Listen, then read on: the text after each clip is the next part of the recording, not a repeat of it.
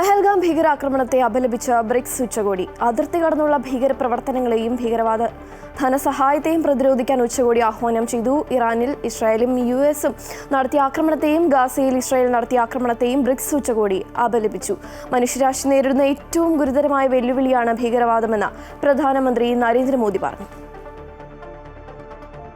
17ാം BRICS ഉച്ചകോടിയിലാണ് ഭീകരതയ്ക്കെതിരെ അംഗരാജ്യങ്ങൾ സംയുക്ത പ്രഖ്യാപനം നടത്തിയത്. ഭീകരവാദത്തോട് വിട്ടുവീഴ്ചയില്ല.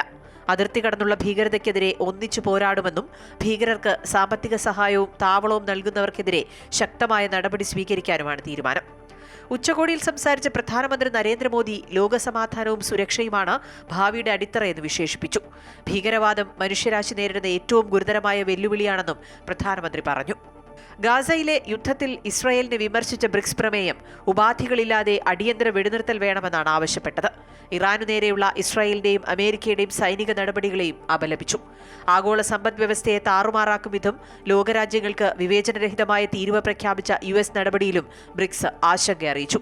ഇന്ത്യയ്ക്കും ബ്രസീലിനും UN-ൽ കൂടുതൽ പങ്കാളിത്തം നൽകണമെന്ന് റഷ്യയും ചൈനയും ആവശ്യപ്പെട്ടു.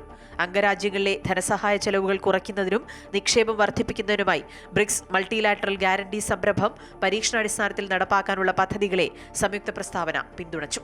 News desk, Amrita TV.